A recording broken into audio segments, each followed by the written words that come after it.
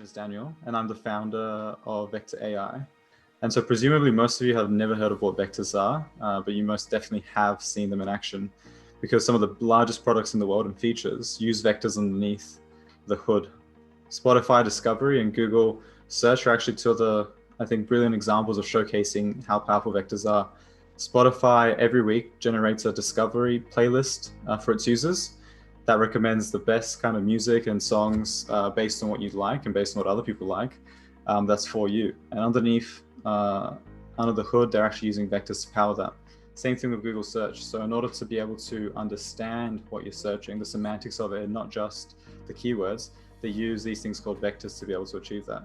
But the biggest problem is that they're currently only accessible to the massive companies. So all the ones we listed to you before have $1 billion valuation. And so they can afford the large data science engineering teams to actually be able to build out the infrastructure required to use vectors for their features.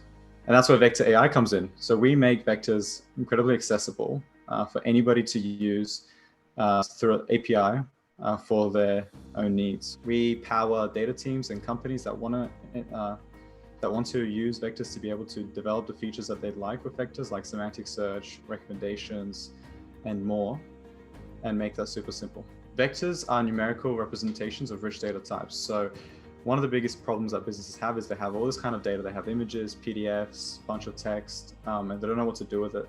Forrester actually estimates that 73% of business data is left unused for analytics purposes.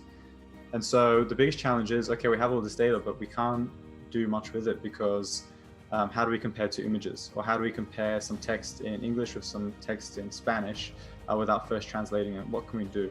And that's where vectors come in. They enable us to represent this data in a numerical fashion. And so once we have it as numbers, we're able to then interact with them just like any other number in statistics and maths. And so data scientists, they do want to use vectors and they are trying to use them, but they really struggle, both from productionizing it, to be able to perform search at scale of vectors and to analyze and work with clustering of vectors and so forth at scale. So a lot of companies, they might have a problem they can solve with vectors, and the data scientists will create a proof of concept for them in their team, but then they don't have the resources and ability to go and use that in production. And so the way we like to liken it is to Stripe. So before Stripe, if you wanted to get a payment API on your website, you had to go to a bank, become a merchant, get their gateway, build an interface with that bank, build a custom implementation on your website to handle the communication, handle storing of cards and so forth. And then Stripe came about, and with checkout.js, they gave you this JavaScript library, which you placed in your website, and with a couple of lines later, you've got payments. And so that's what we're trying to do with vectors. With vectors at the moment, you have to be able to build your own models, productionize those models, be able to scale those models. You have to be able to build your own indexer for the vectors, your own algorithms to manage, aggregate the vectors, cluster the vectors, and so forth. But with us, you just use the API, and you're able to insert data, search that data, generate vectors, encode vectors, and more.